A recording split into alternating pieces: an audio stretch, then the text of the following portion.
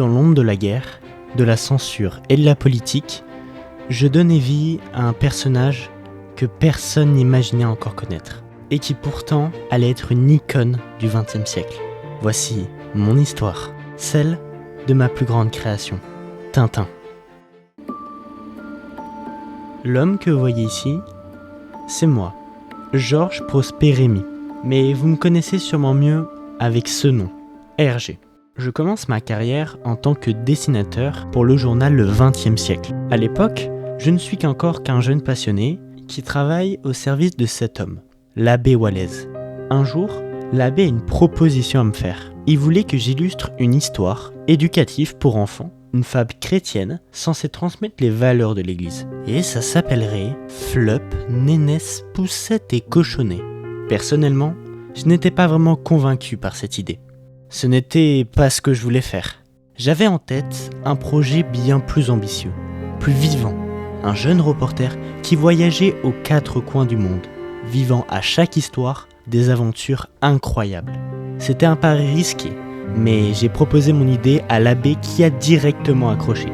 Cependant, il voulait que j'ajoute quelque chose de plus. Il insistait à tout prix pour que la première aventure de ce jeune reporter attaque directement le régime soviétique.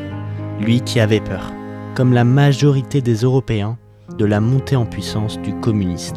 Et moi, jeune dessinateur, je n'avais pas le choix. Il fallait que je m'adapte à ses attentes, même si ça allait marquer le début d'une aventure que je n'aurais jamais pu imaginer. C'est ainsi que nous réaliserons en 1929 notre première histoire avec ce jeune reporter. Tintin au pays des soviets. Un album en noir et blanc encore un peu maladroit, mais c'est le début. Et contre toute attente, ça fonctionne. Alors je décide d'enchaîner les publications. Tintin au Congo, le Lotus bleu, au fil des années, Tintin n'était plus seulement belge, il devenait un phénomène mondial. Traduit en plus de 70 langues, vendu à des millions d'exemplaires, on avait réussi. Et ce n'était que le début, jusqu'à cette date. Le 10 mai 1940. Ce jour-là, la Belgique est envahie par l'Allemagne nazie. Et le XXe siècle, le journal qui avait vu naître Tintin, est contraint de fermer ses portes. Et pour pouvoir continuer à faire vivre les aventures de Tintin, j'ai dû faire un choix difficile. Accepter de publier ses aventures dans Le Soir, un journal alors entièrement contrôlé par les nazis.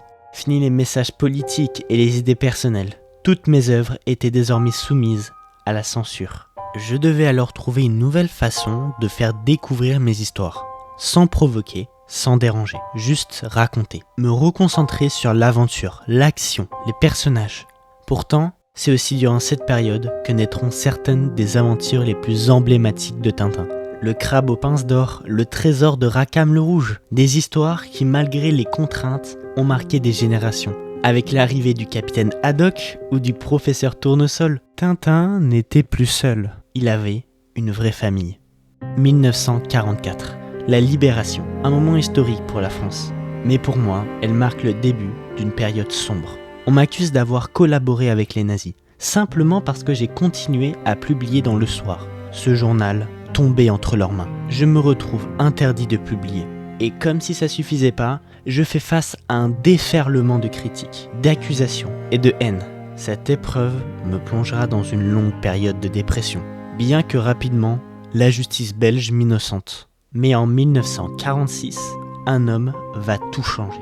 Raymond Leblanc, ancien résistant et entrepreneur belge, me propose de créer un nouveau journal jeunesse où Tintin deviendrait la star.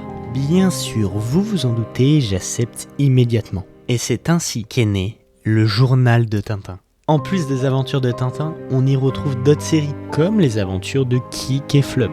Avec le temps, j'ai pris du recul. J'ai compris mes erreurs et mes maladresses. Certains albums, comme Tintin au Congo, contiennent des stéréotypes qui ne seraient plus acceptables aujourd'hui. Et je l'assume, car j'ai évolué. J'aurais aimé dire que tout allait mieux, que les critiques s'étaient arrêtées. Mais la vérité, c'est que c'était loin d'être terminé. Je traversais des périodes de doute profond, au point de songer à tout abandonner. 1950. Après des années à publier malgré les critiques, je tiens bon. Et je commence enfin à envisager un de mes plus grands rêves. Créer mon propre studio. C'est alors que je réalise qu'il est temps de m'entourer de bonnes personnes. Bob Moore, mon bras droit, un dessinateur talentueux. Jack Martin, scénariste et créateur d'Alix, ainsi que Roger Leloup et Pierre Jacob. Ensemble, nous formions le studio RG. Il est temps maintenant de vous parler de mon dernier album, Tintin et l'Alf Art. Je n'ai jamais pu le terminer, à cause de ma maladie.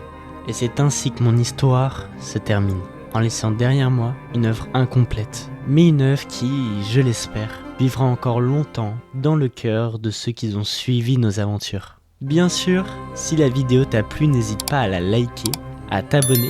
Dis-moi en commentaire quel autre personnage ou quelle autre histoire tu aimerais qu'on explore la prochaine fois, et je te dis à la prochaine.